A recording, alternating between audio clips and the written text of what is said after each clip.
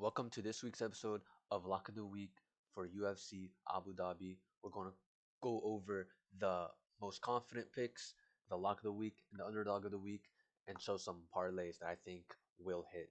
Let's note that last week's Lock of the Week in Vinicius Oliveira hit, and my two most confident parlays hit as well. So, and there were some juicy odds as well. So let's hope we can do that again. Let's start with the most confident picks. For the most confident picks, we have Damon Blackshear, Shower Bullet, and Carlos Leal. Let me explain why these three gentlemen are the most confident picks. For Damon Blackshear, he just has such elite grappling and such elite wrestling. I think it's going to help him out a ton in this matchup, and his striking has come a long way as well. In his career, he has 11 career submissions and two TKOs, which showcases some elite grappling and versatile finishing skills. He's on a three-fight win streak, including some slick submissions over some solid UFC competition. And if he can beat those guys, Cody Gibson and Cody Statham, I think he can definitely beat Grant as well. At 5'10", he's going to have a 2-inch height advantage, and he's going to have a reach advantage as well. He likes to switch stances. He uses his length and movement to dominate scrambles. Grant, he gives up reach in this matchup, and I think Damon knows how to capitalize on that. And for Grant to win, he's going to have to make this ugly. And Damon has just been too technical and too clean, even in the striking. And you already know his grappling is going to help him out a ton in this matchup. So I see Damon. He's going to be dominant on top, and I can see him getting a ground and pound or submission. I can see him finishing this fight. Now, moving on to the other side of the screen, we have Carlos Leal. Carlos Leal is just a monster. He has 10 first round finishes with highlight reel TKOs, including a recently brutal stoppage over Alex Morono, where it was just a flawless victory. He used his boxing pressure to walk him down and throw stinging shots on him. It just looked beautiful. And he's riding a dominant UFC debut. He has strong finishes. I think he outpaces Salakov's flashy but inconsistent Kung Fu style. And you got to keep in mind, the last time Carlos Leal was in Abu Dhabi, they robbed him. And he's coming back with some vengeance. He's not coming back for a decision. He's coming back to finish this fight. I just think Leal's power, his pace, his precision, they match up very well with an opponent, with this veteran opponent like Muslim Salikov, making him a confident pick. And I think he lands something really big early in the fight. Moving on to the middle of the screen, we have Shara Bullet. Of course, I'm gonna put Shara Bullet as a confident pick. As the fight week comes closer to the fight night, I am becoming more and more confident in Shara Bullet. Especially that this fight is in Abu Dhabi. He can lose the fight; they're still gonna give him the win, and I don't see Mark Andre Barrios finishing him. At first, I thought it was gonna be competitive, and it might, but I see Shara Bullet keeping it at range and kind of picking him apart. And Marc Andre Barrio, he kind of struggles with those guys, you know? Shara Bully, he's the one eyed killer, and I like this guy a lot in this matchup, right? So I actually learned that this guy, he lost one of his eyes when he was in training in 2026, and he's had 8 surgeries on it, but now he's like the new Michael Bisping, and he actually looks up to Michael Bisping because of his one eye, right? And I just think he handles Mark Andre Barrios here. He's fast, he's accurate. 12 of his 15 wins are by knockout. So he showcases elite striking power, and he blends high level striking with resilience and fight IQ. So those three, you can safely assume they should win their matchup. And I do have an honorable mention on this next slide, which is going to be Ibo Aslan. So I actually learned that Ibo Aslan, he's a late replacement stepping in for someone that was supposed to make his UFC debut against Billy Elikana. And coming in on short notice, I still think he gets the job done, and I'm pretty confident in saying so. His game plan is to come forward, rip your head off, and someone like Billy Elikana, I think he can take care of Billy. I don't see Ibo taking back-to-back losses this early in his career. I think he's going to handle Billy Alicano pretty dominantly. So moving on into the lock of the week. Look, look. Before you like say anything, let me explain. Okay, let me explain. I'm gonna keep it real. Like I was very confident in this lock of the week, but I'm seeing everyone, literally everyone, is going with Asu Almabayev, and that's lowering my confidence so much. It was getting in my head. I'm like, am I really about to like take this guy off of the lock of the week slide? Like I said, screw it. I'm sticking with my guy, and I'm gonna make him lock of the week. This is the lock of the week. It's not for everyone, all right? It's clearly not for everyone, and I already know some of you are looking at this like Jose. Yes, Jose, I see the vision. What, like, you want me to give you minus 600 Chara, minus 500 Leal for lock of the week? If you don't see the vision, that's okay. But I really like this guy. He's coming to hunt this little guy Asu Almabayev down, and I actually think he can do it. When like he lost to Loner Kavanagh, right? Like, so what? I don't think Asu is that guy. I don't think Asu is going to just dominantly run through Okocha. You know, this kid, he's coming for a finish. He has all finishes in his wins, and his only loss was to Loner Kavanagh. And I think Jose Ochoa is way better than any opponent Asu Almabayev has beaten. 90% of Jose's wins are by knockout. So you know he has that power to land a devastating strike. And just the way he looked in his last fight really sold me on who he is as a fighter. He has a ton of confidence, momentum right now, and I think that's going to work. I think he's going to work Asu Almabayev. And he's super young, he's super durable. I think he takes care of this vet in Asu, right? So if you look at his UFC stats, it says he has landed 3 takedowns in almost in zero attempts, meaning he can scramble heavy and reverse position, and that's going to be key in this matchup, of course.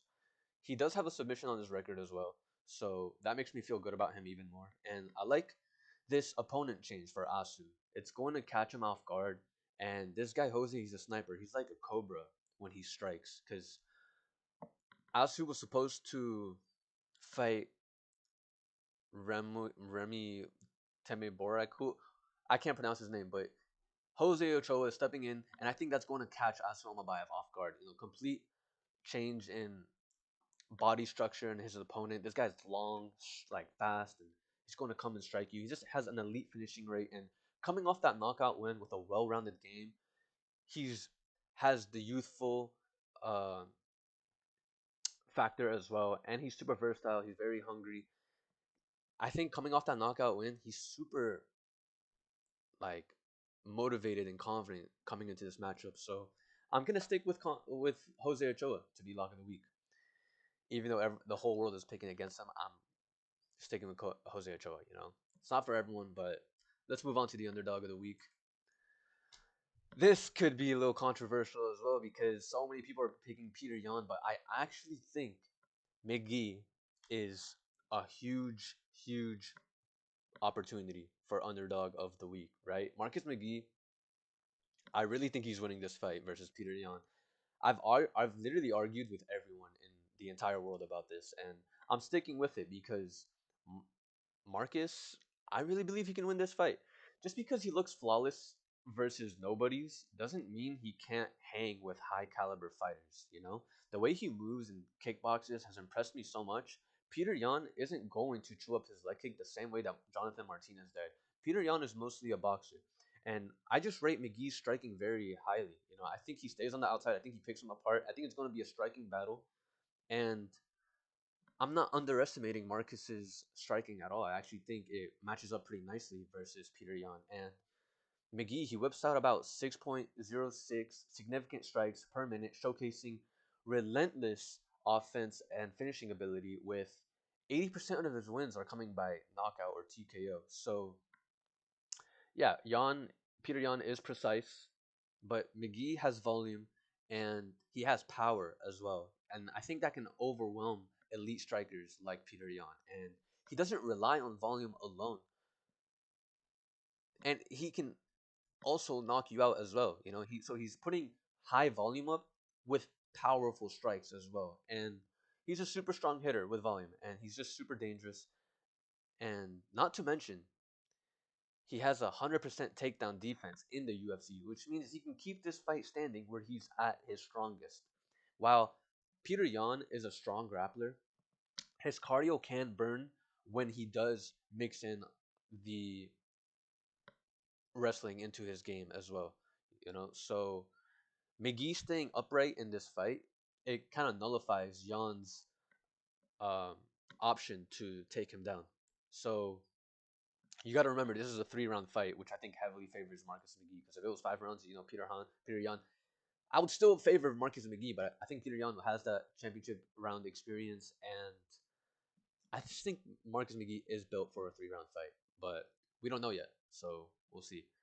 And not to mention McGee, he's riding a 6 fight win streak, including 3 UFC Performance of the Night bonuses, and these aren't just scrub wins. Like yes, it's not top of the division wins, but there's some notable wins out there that he has, and he fights smart. He pushes the pace and capitalizing on openings without overcommitting. I just think his striking is super underrated in this matchup. So seeing Marcus or Peter Yan as a -400, more -450, -475 even I've seen. So I'm just like, a lot of people are underestimating Marcus McGee's striking, and you keep in mind Peter Yan, he's 2-3 in his last 5 with 2 decision losses after his belt reign. So, and yes, Peter Yan has only lost to the champion and the former champions, O'Malley and Aljo and Marab. So if Marcus McGee beats him, he's right up there for a title shot, you know? And keep in mind, the last time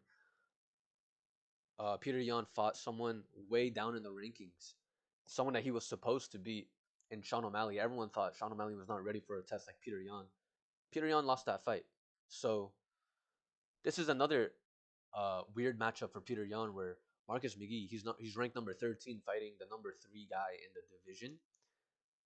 In a matchup where he's supposed to win, Peter Yan kind of struggles like he did like struggled like how he did in the past, right? So I think this could be similar as well. And yes, you can say Peter Yan, he's former champion as well, and his accuracy is elite. But if McGee gets in close and lands consistently, Yan can't just go for a takedown or wrestle him into a submission. Like Marcus McGee has a strong base. He has he's a high volume striker, and he will force the pace, pressure, and potentially have an early stoppage here.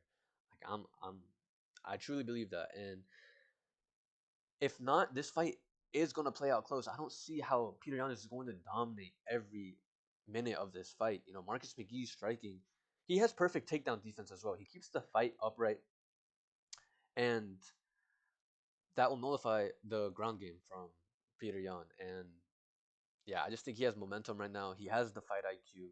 He's riding hot. I'm really high on this guy, Marcus McGee. He's literally my favorite fighter in the UFC, and I'm really happy he gets to fight for. He has this opportunity to fight for a number in the top 5 contender spots in his division, right? So I'm all over the place with this guy, and he's riding a hot streak right now. He's finishing guys who stand with him. I think Peter Yan will want to stand with him. I just think there's value on this line. Plus 300 offers strong upside for a realistic shot. And Peter Yan, he's 2-3 in his last fight. Like I said, this is an open door. McGee can exploit a diminishing favorite in Peter Yan, right? So I'm sticking with Marcus McGee for Underdog of the Week. I've been high on him since I saw this matchup, since I saw he was matched up versus Peter Yan, and I saw the odds. I was like, yeah, I'm definitely making this guy Underdog of the Week. Even though a lot of people are high on Peter Yan right now, I just think a lot of people are sleeping on McGee. I don't think this is going to be domination from Yan. I think it can be close. And -400, it's an open door. So moving on to Underdog of the Week, honorable mention. This is pretty realistic as well. We're taking Rudolph the Red-Nosed Reindeer. I have a theory about Robert Whittaker, and I think he struggles against guys with a massive height advantage and reach advantage on him. He'll be 4 inches shorter and have a 5-inch reach disadvantage. Look at what Izzy did to him twice. That was the last person who faced Robert with the same height as Reindeer has in this matchup. And of course, RDR striking isn't on the same level as a prime Izzy, but I think RDR is at a stage in his career where he understands how to use his height and reach to his advantage. Being undefeated 3-0 in the UFC, he can finish fights standing or on the ground. If you want to bring up the guy who beat RDR at the last promotion at one, he beat him twice in his career. Someone who's actually smaller than Robert Whittaker by an inch, yes. That guy is jacked, more jacked than a prime Mike Tyson. Those wide, muscular guys, they're super hard to take down and control. And on the feet, every shot that guy was throwing is trying to rip your head off. The first fight, how it went, the guy just caught uh, Rudolph with like a just a Mike Tyson type of power shot. You know what I mean? So second fight, RDR was actually having some success controlling him and grappling him, but on the feet, that knockout threat was so big that RDR basically quit. Like he got overwhelmed, and I don't think it's gonna be as tough for Rudolph, the red-nosed reindeer, to control Robert against the fence. You know, I think he's going to have an easier time controlling Robert against the fence. In the clinch, he'll obviously the much bigger guy, more dominant in the clinch and controlling the clinch. And Robert doesn't have that short and stocky build that makes you fear that knockout power, those hooks, those uppercuts. You know, Robert needs to get in close in order to land that shot, and I don't see him being the same. He doesn't have the same build as the guy who beat RDR. I feel like RDR had a hard time with him because of how hard it was to control uh, the guy who beat him at one. You know, so Reindeer, he has an ability to blend top level striking with submissions and TKOs, which makes Whittaker's stand-up game potentially irrelevant if he's able to take Robert Whittaker down, right? So, and I think he's going to have an easy time controlling Robert Whittaker against the fence, taking him down. And Reindeer, he's super confident coming into this fight. He's talking like he has already beat him. He sees this fight as a pivotal statement. He said in an interview, I need to finish him spectacularly to solidify his title shot chances. That just shows where his head is at right now and where his motivations are. You know, he's super motivated and he's really confident coming into this matchup. And the more the fight gets closer to fight night, the more I believe in this guy. You know, I'm just seeing things that are persuading me to pick him to win this fight, right? And De Ritter, he's not just some flashy underdog. He brings a dynamic, high level skill set and compelling momentum into this fight. At plus 130 odds, he offers a strong return value if he can impose his grappling and potentially get a finish. So that's why I'm picking him as an honorable mention because he's fighting Robert Whittaker, who's former champion. Robert Whittaker has only lost to DDP, Izzy, and Hamzat. Top three guys in the division, you know, Prime Izzy and DDP, the world champion Hamzat, potentially next world champion fighting for the title. Like beating Robert Whittaker is a big statement. And I do think Rudolph the Red-Nosed Reindeer can get the job done. So moving on to the parlay section, these are some confident parlays. You know, before I get into this, I want to say that I did not put my most confident parlay up here, but I'm gonna say what it was because when I added this parlay, like personally, I got it at minus 105 odds. So I hammered it. It was Carlos Leal and Blackshear to win their fights, just a two-piece parlay at minus 105, and then now I just see it as a minus 180, minus 190. So I'm just like, all right, I can't like add that right now because I have an even safer lock, and these odds weren't available when I made that parlay. But if you want to do a minus 180 at an even safer lock, you take out Blackshear, who's fighting a vet, and you put Carlos Leal with Jan McGee over 2.5. Let's talk about it. The safety lock. Carlos Leal, he's known for his power and his finishing ability, but also fights with patience and composure. Against Muslim Salikov, his pressure and cardio gives him an edge here. So You have Yan and McGee over 2.5 rounds. Both fighters are extremely durable and technical. Yan rarely gets finished. All recent losses are by decision, and McGee can sustain volume without gassing. This is highly likely to go to the scorecards. So you have a strong favorite with, excuse me, Leao, and combined with an overline that aligns with both fighters' styles, just creates a low risk, high probability parlay. It's not the greatest odds, but that's why it's the safety lock. But if you want some good odds, you know what I mean? The ultimate lock. We're taking Jose Ochoa, the lock of the week. If you see the vision, you see the vision. It's a surging prospect with finishing power. He has an 88% finishing rate in his career, and he has confidence coming into this matchup with his most recent knockout win. And his striking edge and scrambling ability makes him a confident pick of mine. And then, of course, you have Jan McGee over 2.5. Again, this is the stable, high probability factor. This is the high probability piece that I think will hit. It just adds value by pairing a young, hungry, dangerous fighter like Jose with a safe over total. It gives the parlay both upside and a strong logic. Moving on to the juicy lock, you have Blackshear layout, and you're adding the Jan McGee over. You know, my two most confident picks out of the whole card. You have Blackshear and Liao. I think they get it done, and you're pairing it up with a high probability in the overfight. It's a juicy lock because you're getting plus money, and it's pretty safe. I would say, you know. You have Devon Blackshear, a dangerous grappler with slick submissions and strong momentum. Yes, David Grant, he's tough, but he can be out scrambled and controlled. And I really rate the striking ability that Blackshear has coming into this fight. The way he looked in his last fight, it makes me say that he's going to confidently win this fight. You know, even if the striking doesn't go his way, which I think it will, he has the wrestling in his back pocket, and we know Grant, he can get taken down and out scrambled. And then you have Carlos Leal, as explained. You know, Leal's pressure, power, and chin, it makes him very reliable in this matchup. And then of course the safety net, McGee, Jan over 2.5. It combines two strong favorites with a high probability in the over total. It's balanced and it still returns plus money. It's a juicy, juicy luck. And then you're pairing up the most confident picks. You're taking out the over for whatever reason.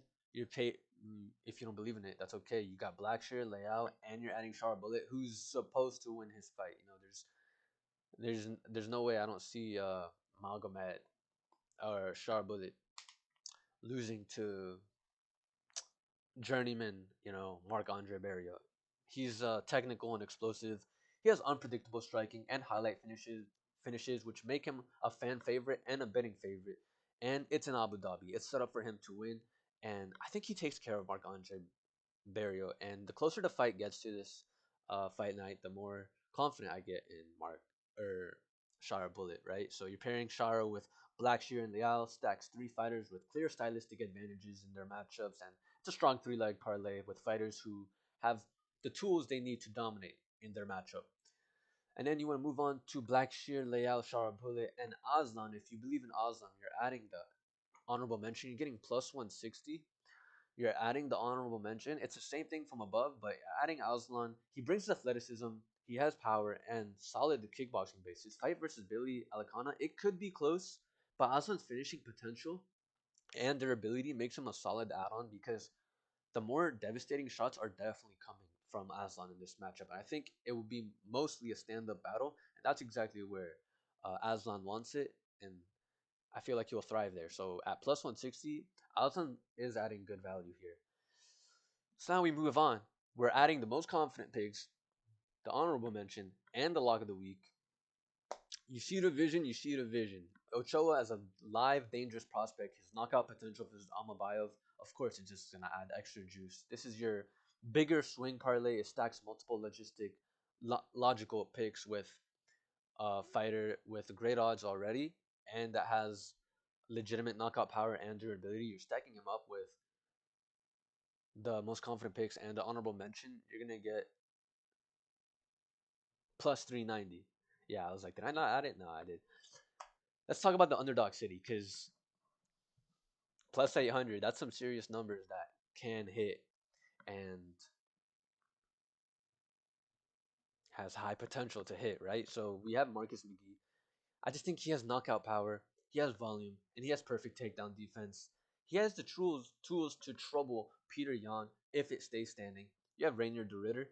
World-class grappling and finishing ability, Whittaker can be neutralized if taken down and controlled, giving Reindeer a real upset shot here. So it's a fun two-leg underdog parlay, and it has fighters that have realistic paths to victory, in my opinion, offering high payout potential at plus 800. So that's it for me. Let's note that last week's lock of the week parlay, or lock of the week in Vinicius Oliveira, it did hit, and the two top most confident parlays hit as well. So the safety lock, it was Islam Dulatov and the Pitbull Ige fight going over 2.5, and the ultimate lock was Vinicius Oliveira and the Pitbull Ige fight going over 2.5. So hopefully we can hit big on that again. I'm personally gonna parlay my two most confident picks, which is Leao and Blackshear. I got that at minus 105 odds, and now their odds just skyrocketed. So hopefully they can get the job done. I got them at really juicy plus money odds, or close to plus money, and it was right before they went into the untouchable territory. So once again, guys, I hope you have a great day. I hope you're doing well, and take care of yourselves. If you're going to bet, make sure you do so responsibly and enjoy the fights. Let's see how this thing plays out. That's it for me. I'm out. Peace.